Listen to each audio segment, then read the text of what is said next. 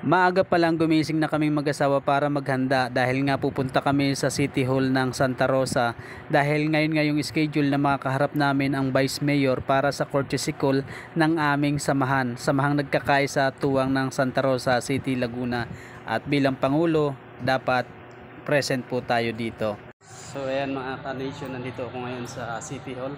So ang layo ng parking ko, dito ako nagparking. Dito lahat ng sasakyan, parking lot. Tapos pupunta na tayo doon sa office po ni. Akit na kami sa opisina po ni Vice Mayor at dito kami nakasakay sa box na umaandar. At yan nga, nagkatawanan kami dito. Ay sabi nitong isa ay nasa third floor daw ang office. Ay di na ngayon nangyari, ay di nasa fourth floor kami na pababa dahil nagkamali nga, dahil lumampas na daw kami. Na malaya namin na hindi pala doon yung office, dapat pala nasa fifth floor. Ay di kulang pa kami ng isang floor para makarating sa opisina ni Vice Mayor, kaya ito naghagda na lang kami. Ay sabi ko ayos din naman, kay may exercise din naman na hindi puro sakay. Ay di yan nga, nandito na kami, naghihintay na kami dito sa labas ng opisina at hinihintay na lang namin na tawagin kami. At syempre nagpirma kami dito sa logbook at yun, hiningi yung number ko, kaya wala na akong number. Joke. Hindi man kami na kumpleto ngayong araw na ito, pero malakas yung aming paniniwala na matutupad o magasagawa namin yung aming layunin. At yan nga, napapasok na kami dito sa conference room ng Vice Mayor Office at dito nakasama natin yung mga kapwa natin officers, si Founder, si Kuya Barbers, at syempre yung mga kapwa ko officers. Ito, nandito si aming auditor, yung aking misis, at syempre si Ate Mary Ann Salgo ng aming BOD, ang Vice President si Ate Merna, at ito pa si Ate Divina BOD, at syempre si Luntok, shout out po sa inyo. At syempre nandito din si Ate Marjo BOD at aming sekretary na si Ate Christy. At ayan nga po yung mga katuwang natin para maisagawa natin yung ating programa dito sa aming samahang nagkakaisa tuwang na Santa Rosa City of Laguna. So ayan nga, meron din tayo ditong mga magiging kasama sa loob ng conference room na ito, at ipakikita ko sa inyo ang mga kaibigan natin, bagong kakilala na kabarangay din po natin dito sa Barangay Puok, ang mga homeowners officers ng St. Francis Barangay Puok, at kasama natin ang secretary ng ating butihing SK chairman ng Barangay Puok. At dito nandito rin po, ipakikilala ko sa inyo ang kanilang Pangulo, Engineer Nomer Carta. Siya po rin ang chairman ng Red Cross dito sa Santa Rosa. 1 hour later. Ayan, kasama nation, successful po yung aming courtesy call kay Vice Mayor Arnold Arcillas. So nandito po kami ngayon sa City Hall ng Santa Rosa City of Laguna. So maaga din kami natawag at syempre kinausap kami, pinayuhan kami bilang isang organisasyon, bilang NGO, ano ba yung mga mahalaga na dapat gampanan o tungkulin bilang isang NGO, bilang officers ng ating samahan. So yun nga, marami tayong natutunan kay Vice Mayor at napapasalamat ako sa lahat ng mga officers na nandito. Bagamat hindi po na kumpleto ang ating mga officers, ay nagpapasalamat pa rin ako dahil successful po yung ating layunin dito. Isang karangalan para sa akin ang makaharap ang ating butihing Vice Mayor, isa sa mga kinikilala sa aming lungsod, Vice Mayor Arnold Arcillas. At nagpapasalamat din ako siyempre sa ating mga ka-officers at sa pagtitiwala ninyo bilang ako ang inyong Pangulo. So gagampanan ko sa abot ng aking makakaya at pagbubutihin natin na mapaayos ang ating samahan para po sa kapakanan ng mga kapwa natin na nangangailangan ng tulong.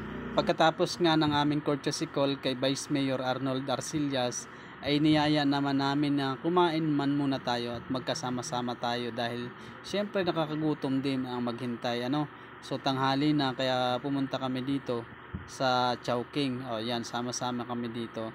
Salamat po sa nag-sponsor sa aming pagkain. At ayan, kaming tatlo magkakasama, kaming mga lalaki at sila naman mga babae, dun lahat sila sa kabila.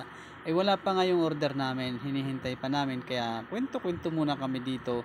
At habang naghihintay kami sa ino-order po ni Vice President, nandun sila sa baba. At medyo matagal din nga i-prepare yung aming pagkain dahil syempre 10 kami dito ay hindi naman basta-basta may handa ng biglaan yan. At yan nga, dumating na. At nagulat nga ako, nakita ko ito na parang UFO number 23, binasa ko, claim your mail when I light up and buzz. Siyempre pag umilaw daw ito at nag-buzzers, ibig sabihin naka-ready na. So kukunin na natin yung pagkain doon. Ito nga, tumunog na, kaya bumaba na ako, kinuha ko na yung mga pagkain dito. At siyempre pinagtitinginan ako dito ng mga tao at mga waiter. Sabi ko, ako po yung bagong waiter po dito, napakaingay ko, ako yung bagong hired na waiter ng Chowking. At di sinubukan ko rin at ako'y nagayabang-yabang gadini. Ayan nga, di siyempre nasalubong ko pa yung isang waiter, ay tawan-tawa sa akin. Kasamahan ko yan ang aming founder coordinator po namin yan. At yan nga, daladala ko dito at sabi ko nga dito sa grupo na ito, sa kasama ko, welcome to Chowking, this is your order. Ay di tawan-tawa naman.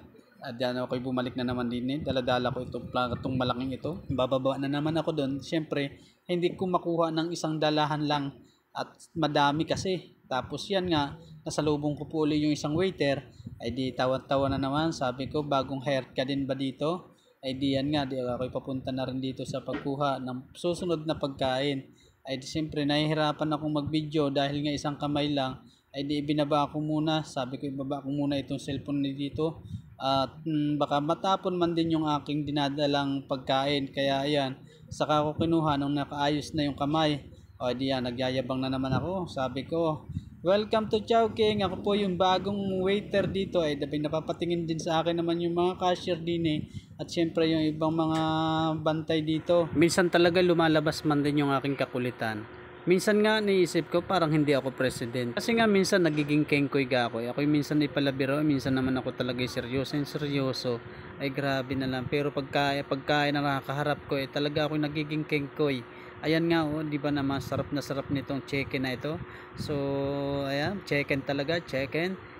Napakasarap nito. Tingnan nga natin kung alin ang mas masarap, yung chicken ni Diwata o chicken ni Chowking. Baba, bibili mo na lang, tao. Laman pala nito ay malagkit. Ayun o, naman natin. Malagkit nga.